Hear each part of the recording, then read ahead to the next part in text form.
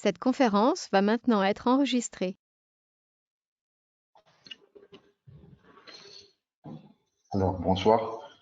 Donc, on va continuer notre le chapitre sur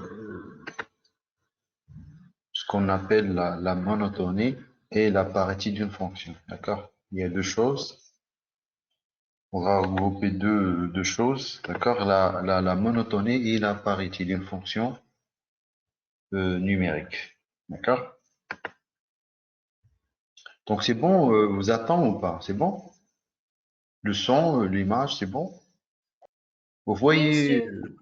très bien. Donc, mon écran, c'est visible pour tout le monde. Oui. Tellement. Oui. Très bien. Alors, très bien. Alors, propriété, étant donné une fonction numérique dans son ensemble de définitions df, d'accord, et symétrique par rapport à 0, d'accord? Le domaine de définition est symétrique par rapport à 0, d'accord? Pour bien, d'accord, pour peu étudier la parité. Donc, on a déjà vu que pour, cette symétrie-là, donc ça, c'est réservé pour la parité, d'accord? On a déjà vu que pour étudier la parité d'une fonction, il faut la symétrie. Pour avoir, donc si on a x appartient à df, donc moins x aussi appartient à df. Donc pour ça, d'accord, on a gardé, d'accord, la propriété de la symétrie. Alors, donc soit i un intervalle de r plus includant df et g le symétrique de i par rapport à 0. Donc ici, on a pris un intervalle i, d'accord? Il est dans R+, mais inclus dans df. Ça veut dire dans la partie positive de df. D'accord? Alors, G, c'est le symétrique de cet intervalle-là par rapport à 0. Par exemple, si on a une fonction définie sur R, donc on peut, par exemple, prendre, par exemple, I, l'intervalle I égale à, par exemple, 1 plus l'infini. Donc, le symétrique, c'est quoi le symétrique par rapport à 0? De l'intervalle, par exemple, 1 plus l'infini. C'est quoi le symétrique de cet intervalle par rapport à 0? Moins l'infini, moins ça. Très bien. Moins l'infini. Simplement, donc ça c'est I, d'accord? Ça c'est I, d'accord? Ça c'est I. Alors G, c'était exactement moins l'infini, d'accord? Ça c'est le symétrique, moins l'infini, moins 1, d'accord? C'est ça normalement le symétrique de l'intervalle I. Donc, toujours, donc si on a I et G leur symétrique par rapport à 0, donc dans le cas où F, donc ça c'est, on a supposé que F y perd. Donc si F y perd, alors si F est croissante sur I, alors elle est décroissante sur G. Donc ça c'est le premier résultat. Donc, on a supposé que f y perd.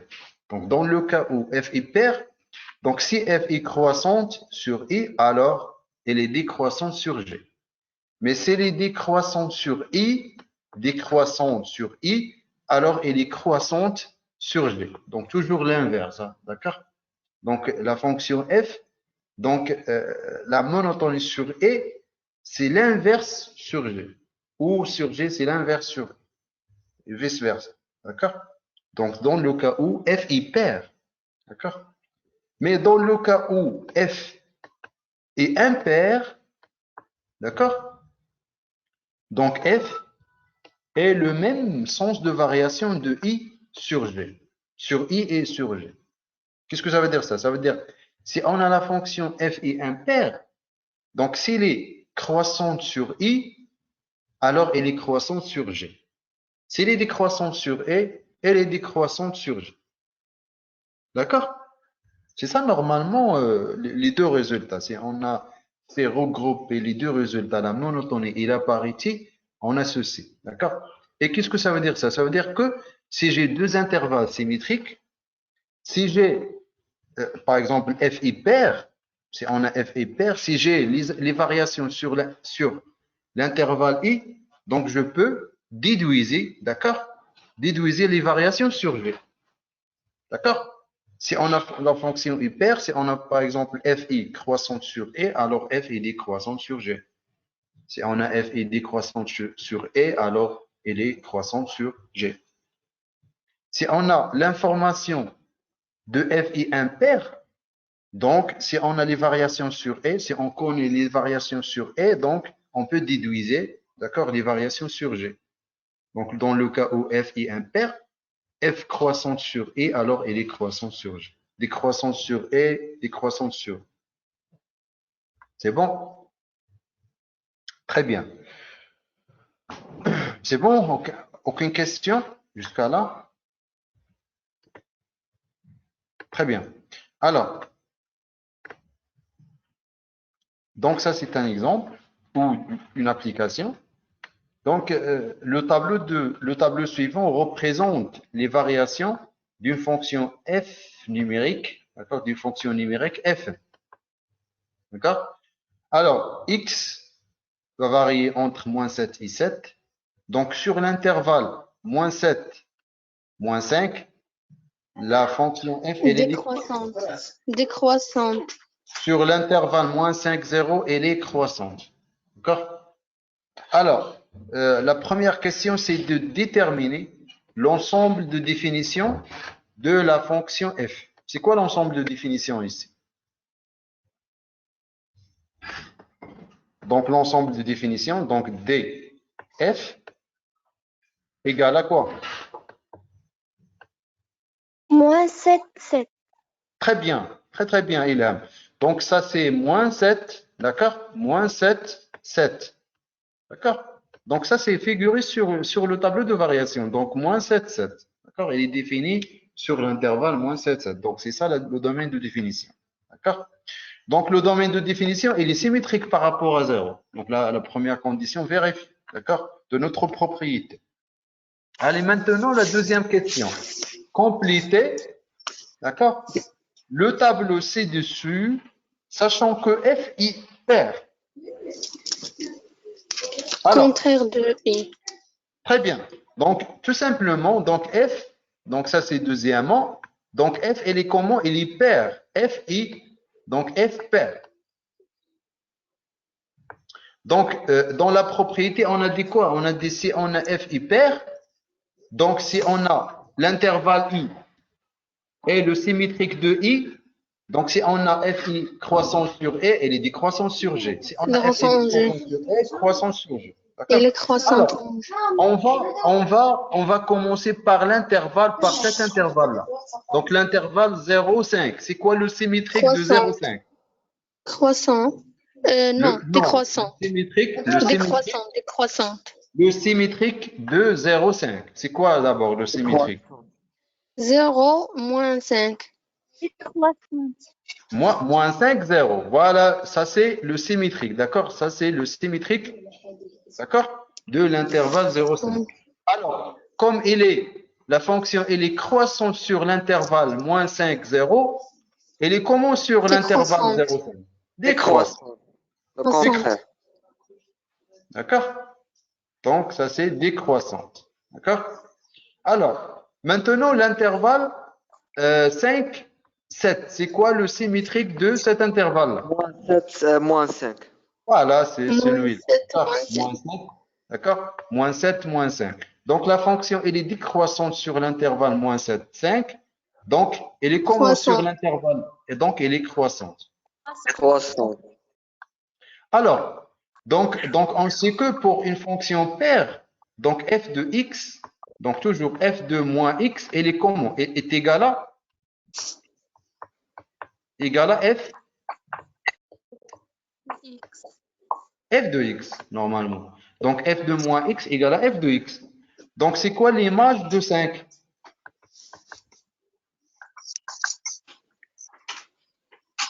Moins 4. Moins 4. Moins 4, c'est pas moins 4. Donc, on a dit que l'image de moins x, elle est même que l'image de x. Donc, ça, c'est 4. 4. Et l'image de 7? 6. 6. Très bien. Voilà, on a remplissé le tableau de variation de cette fonction-là. D'accord? Allez, la deuxième, la troisième question, donc compléter le tableau ci-dessus, sachant que f, elle est impaire. Donc, dans cette question, donc la fonction est impaire. Allez, donc, premièrement, La très même bien, donc, le premier intervalle. les mêmes variations, très bien, les mêmes variations. Donc, f, elle est impaire. D'accord? F est impaire. F est impaire. Donc, on a dit que voilà, le symétrique de cet intervalle-là, c'est moins 5, 0. Donc, comme la fonction est croissante, donc ici aussi, est, la fonction est croissante. D'accord? Comme la fonction est décroissante sur l'intervalle moins 7, moins 5, donc le symétrique de moins 5, c'est 5, 7. Donc, elle est décroissante. Donc, l'image de 5, c'est 4. Et l'image de 7, c'est 6. Voilà, on a bien rempli le tableau de variation de cette fonction. C'est bon pour les deux résultats et pour la propriété? Oui, monsieur. Très bien. Quand on a la parité et la monotonie en même temps, donc ça c'est simple pour étudier les variations, d'accord, d'une fonction, soit paire, soit impaire, d'accord, sur les intervalles qui sont symétriques, d'accord, qui sont inclus dans le domaine de définition ou dans l'ensemble de définition. C'est bon? C'est bon? Oui. Voilà. Oui, Pour bien, pour bien comprendre la propriété, donc, on va travailler sur les exemples qu'on a déjà vus. Par exemple, ici. D'accord? Par exemple, ici. Donc, cette fonction-là, elle est comment? F. La parité. Il est pair, normalement. Donc, c'est pair, puisque elle est Symétrique à l'axe des par ordonnées. rapport à l'axe des ordonnées. Donc, ça, c'est... Alors, donc, I, donc ici, le I, d'accord? L'intervalle I, normalement, égal à l'intervalle I égale à 0 plus l'infini. D'accord? C'est bon? Et l'intervalle G égale à moins l'infini, 0. Donc, ce sont des deux intervalles sont symétriques. D'accord? Donc, ça c'est I. Ça c'est I. D'accord? D'accord? Et ça c'est G. D'accord? Voilà. La fonction, elle est comment sur l'intervalle I? Elle est Croissante. donc va augmenter, d'accord? Croissante. Et sur l'intervalle G, donc elle est décroissante. Voilà, on a bien ici, donc la propriété ici est bien appliquée, d'accord? La propriété qu'on a vue à tout à l'heure, d'accord? Donc la fonction sur l'intervalle est croissante et sur l'intervalle G, c'est décroissante, d'accord? La même chose pour une fonction impaire. Donc, G, c'est une fonction impaire, puisqu'elle est symétrique par rapport à... Elle est symétrique par rapport à quoi?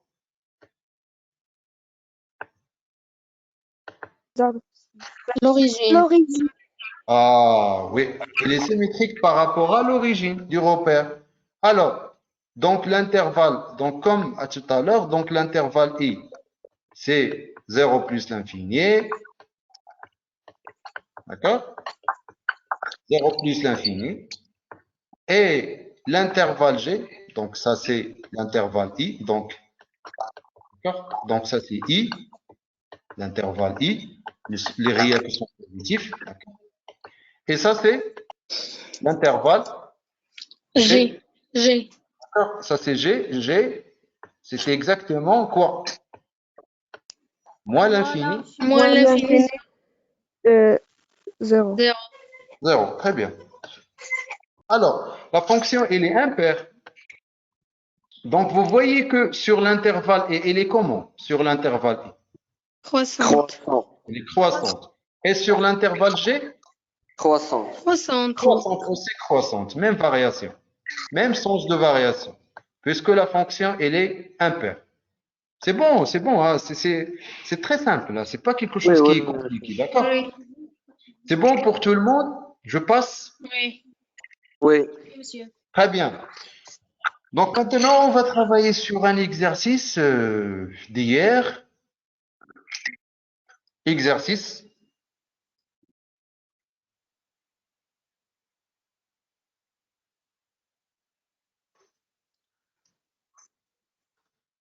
Alors, donc exercice. Donc cet exercice-là, voilà, j'ai déjà déposé cet exercice dans le groupe, d'accord? Donc soit f, une fonction numérique définie par f de x égale à x plus 4 sur x.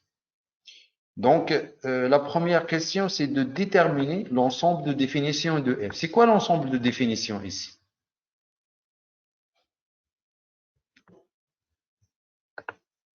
C'est quoi l'ensemble de définitions?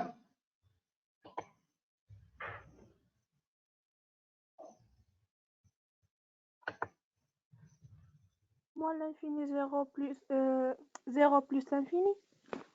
Très bien, donc 0, donc c'est-à-dire que R excepté de 0, ça veut dire R étoile, d'accord? Moins l'infini 0 ou R, réunion avec 0 plus l'infini, d'accord?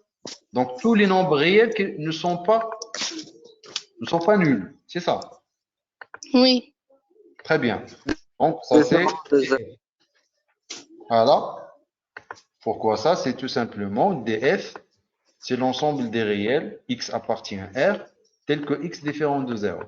C'est moins l'infini, 0 réunion avec 0 ouvert plus l'infini, puisqu'on a un dénominateur, d'accord, x. Donc, on a dit que ce qui est au dénominateur doit être différent de 0. D'accord?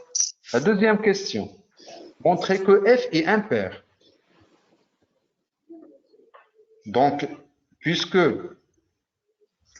ici, on a x appartient à df, donc aussi moins x appartient à df, puisque R étoile est symétrique par rapport à 0. Donc, x appartient à df, moins x appartient au CDF. Donc, calculons l'image de moins x. Donc, remplaçons le x par moins x. Donc, f de moins x égale à moins x plus 4 sur moins x. Donc, ça, c'est moins x. Moins 4 sur x. Donc, on factorise par moins 1. Donc, moins facteur de x plus 4 sur x, ça c'est f de x. Donc, égal à moins f de x. Donc, f est impair. Désactivez votre mic, s'il vous plaît. C'est bon maintenant? C'est bon pour la parité de cette fonction-là. C'est bon. Alors, Oui, monsieur. maintenant pour la troisième question. Donc, montrer C, A et B deux nombres réels distincts, non nuls. Alors, f de B moins f de A sur B moins A égale à B1 moins 4 sur B1. Donc, on va montrer ça. Donc, montrons que c'est A et B deux réels distincts non nuls, on a ça. D'accord? Donc, soit A et B dans DF, tel que, donc on a dit que les deux réels sont distincts. Donc, distinct, ça veut dire A différent de B. D'accord? Non nul, ça veut dire appartient à DF. D'accord? Deux réels non nuls. Donc, non nul, ça veut dire appartient à DF. D'accord? Et distinct, ça veut dire A différent de B. D'accord? Alors, calculons ce nombre-là, f de A moins f de B sur A moins B. C'est ça normalement, non? Alors, f de A moins f de B sur A moins B. Donc, ici, dans la question, c'est de calculer f de b moins f de a sur b moins a. Donc, c'est la même chose, hein. J'ai inversé le numérateur et le dénominateur. Donc, c'est pas un problème pour vous. C'est bon? Je continue. Oui. Très bien. Oui. Très Oui, bien. monsieur. Donc, c'est la même chose, hein. C'était la même chose, d'accord? Alors, f de a moins f de b sur a moins b. Donc, j'ai remplacé le f de a par a plus 4 sur a moins b plus 4 sur b, tout divisé sur a moins b. Donc, ça donne a plus 4 sur a moins b moins 4 sur b, tout divisé sur a moins b. Donc, j'ai réduit au même dénominateur, c'était AB, donc j'ai multiplié le A par AB, donc le 4 par B, et moins AB au carré moins 4A sur AB, plutôt tout divisé sur A moins B. D'accord? Alors ça donne A au carré B plus 4B moins AB au carré moins 4A. Tout divisé sur AB fois A moins B. D'accord? Donc, au numérateur, ici, donc ça et ça, j'ai factorisé par AB. Donc, AB facteur de A moins B. Et ici, j'ai factorise par moins 4. Donc, moins 4 facteur de A moins B. A moins B. Donc, ici, donc pour passer à cette étape-là, donc j'ai simplifié par A moins B. D'accord? Pourquoi? Puisque A, elle est différent de B. D'accord? Donc, il faut bien, d'accord, A citer ce moins point. B différent de 0. A moins B différent de 0. Donc, toujours, on simplifie par un nombre différent de 0. Ça, c'est fixé à votre tête, ça. Donc, toujours, pour faire la simplification, il faut tout d'abord vérifier que ce nombre-là de la simplification doit être différent de 0. Donc, toujours, hein, d'accord? Alors, A différent de B, donc A moins B différent de 0. Donc, je peux simplifier par A moins B. D'accord? Donc, ça donne AB moins 4 sur AB. Et ça, c'est BA. C'est la même chose que BA moins 4 sur BA. Donc, c'est la même chose. D'accord?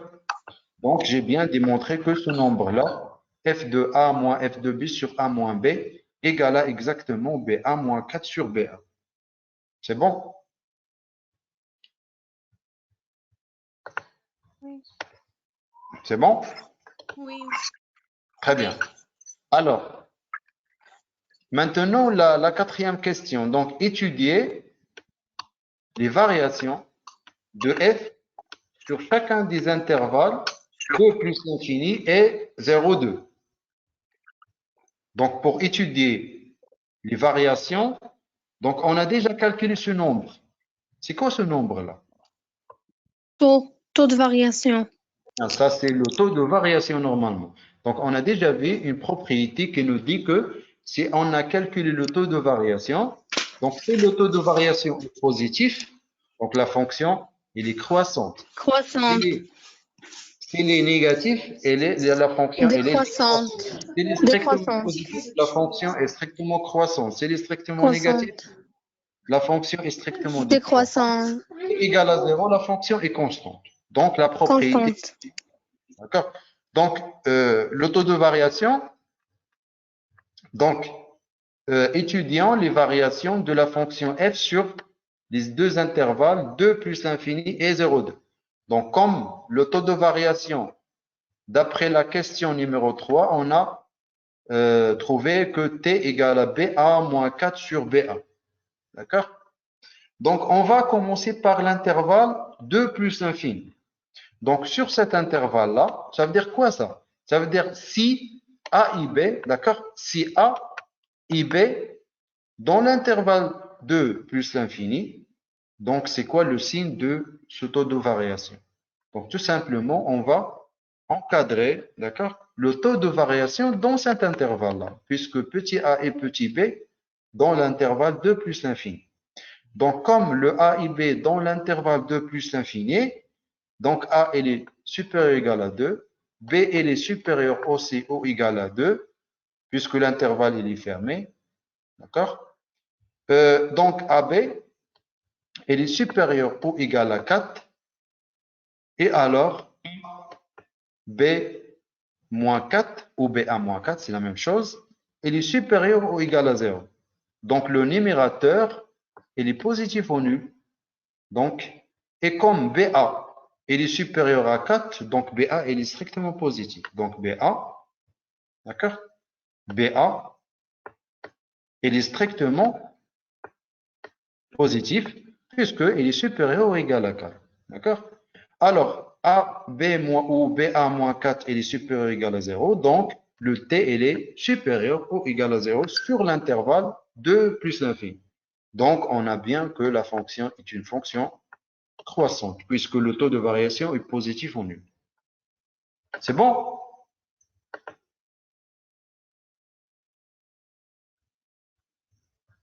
Très bien. Aucune question? Je passe? Oui, monsieur. Très bien. Donc maintenant, on va étudier les variations sur l'intervalle 0,2. Donc, je vais prendre le A et petit b dans l'intervalle, d'accord, 0,2, et on va étudier le signe de taux de variation T. Donc, sur l'intervalle 0,2, donc comme A et B dans l'intervalle 0,2, ça veut dire A, elle est inférieure, d'accord? A, elle est inférieure à 2, et B, elle est inférieure à 2, ou égale à 2, et ce sont deux nombres qui sont positifs strictement, puisque dans l'intervalle 0,2. Alors, AB ou BA, elle est inférieure ou égale à 4 et supérieure à 0 strictement, d'accord?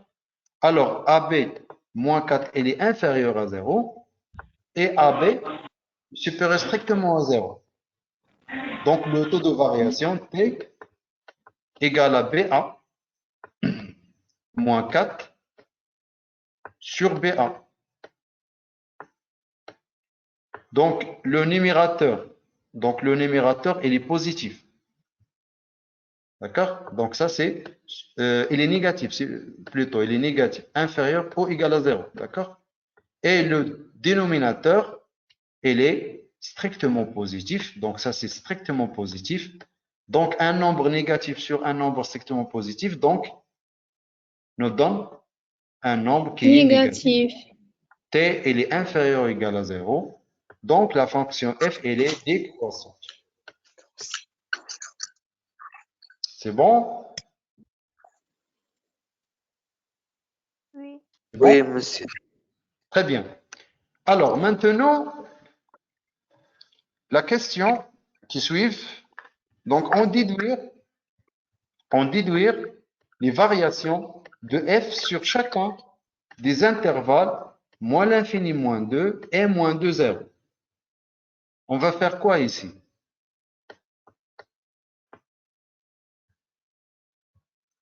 C'est quoi l'idée ici?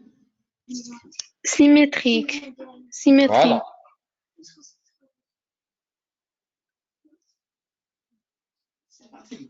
Oui, la symétrie. On va faire quoi exactement? Symétrique avec les autres intervalles. Hmm?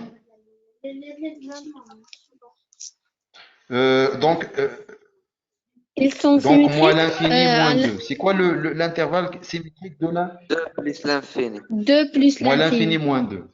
2 plus l'infini. 2 plus l'infini. Donc, ces deux intervalles-là, donc cet intervalle-là et celui-là sont symétriques. D'accord? Donc, on peut l'appliquer. D'accord? La propriété, la fonction, elle est comment? La fonction, elle est Impair. Impair. impair. Donc, comme la fonction f est croissante sur 2 plus l'infini, elle est comment sur le symétrique? La même. Elle est Croissant. La même. le même sens de variation. Donc, elle est croissante. D'accord? C'est ça l'équité le corset. Et l'autre intervalle, donc moins 2, 0, c'est le symétrique de 0, 2. Donc, comme la fonction est impaire et décroissante sur 0, 2, elle est même que Décroissante. voilà, elle est Moins de décroissante 0. moins 2, 0. Très bien. Et la 16e question, c'est dresser le tableau de variation sur DF. D'accord?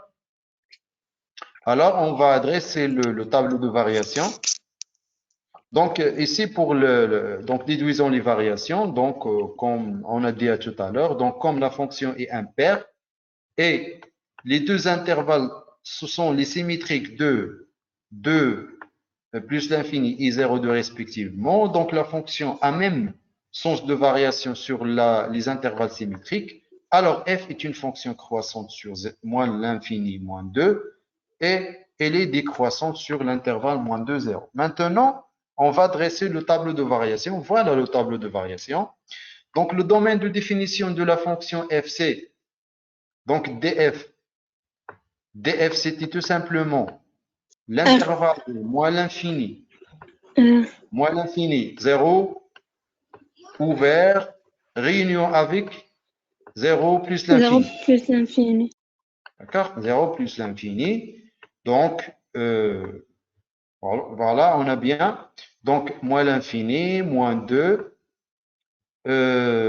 Puisqu'on a les intervalles, on a étudié les variations sur les intervalles. Donc, d'accord, on pose les éléments de les deux intervalles sur la case réservée pour x, d'accord?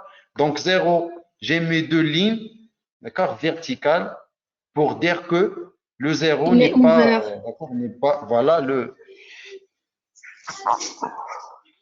taux, ou pardon. Donc pour 0, j'ai accepté le R de 0 puisque le domaine de définition c'est moins l'infini 0, réunion avec 0 plus l'infini. Donc j'ai fait deux lignes verticales, d'accord, à côté de 0 pour accepter le 0 de R et 2 plus l'infini. Donc comme dans l'intervalle moins l'infini, moins 2 la fonction est croissante, dans l'intervalle moins 2, 0 la fonction est décroissante, ici 0,2 est décroissante, 2 plus l'infini est croissante. L'image de 2 c'est 4 et l'image de moins 2 c'est moins 4 et ça c'est logique puisque la fonction est impaire, puisque la fonction est impaire, donc f2 moins 2, c'était égal à moins f de 2. Moins f de 2. Voilà. Donc f de 2, c'est 4 et f de moins 2, c'est moins 4. Voilà. 4, moins 4 et 4. D'accord, c'est bon? Oui. Très bien. Donc, je m'arrête là.